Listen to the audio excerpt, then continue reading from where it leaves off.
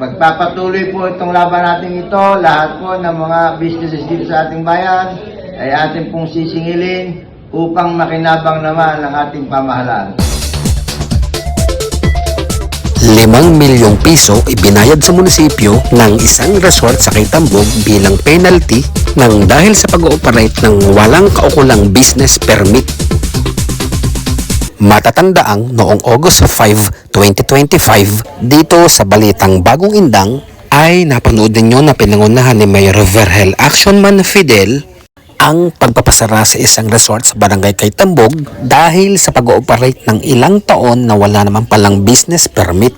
Samantala, dahil bago ng administrasyon sa kanyang pamumuno sa Bagong Indang ay masigasig ang kanyang kampanya o laban para doon sa mga nagnenegosyo sa bayang ito na nag-ooperate ng walang business permit at hindi nagbabayad ng buwis.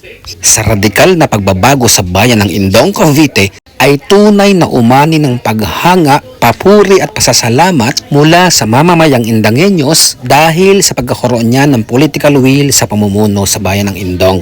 Kasabihan nga sa larangan ng pagnenegosyo, ang pagsunod sa batas ay hindi option, kundi obligasyon para sa lahat ng negosyo. Kaya naman noong August 11, 2025 ay nagbayad ng halagang 5 milyong piso ang naipasarang resort upang muling makapag-operate o makapagbukas ito.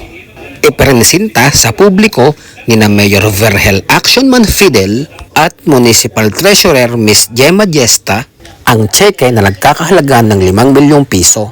Ang video, panoorin. Mga kababayan po natin, mga taga-Indang, kasama po natin ang ating tresurera.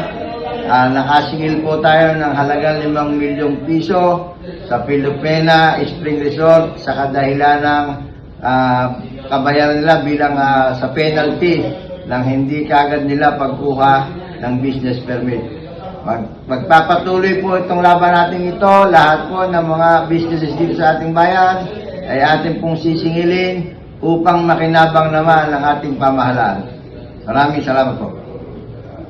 Sa kabilang banda, ramdam na at kita na ang Bagong Indang patungo sa masaya, mapayapa at maunlad na bayan.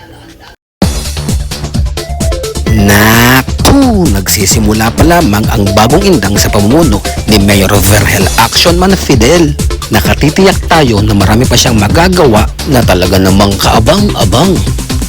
Mula dito sa Barangay Poblasyon, Indang, Cavite, ako si Rex Del Rosario nag-uulat para sa Balitang Bagong Indang.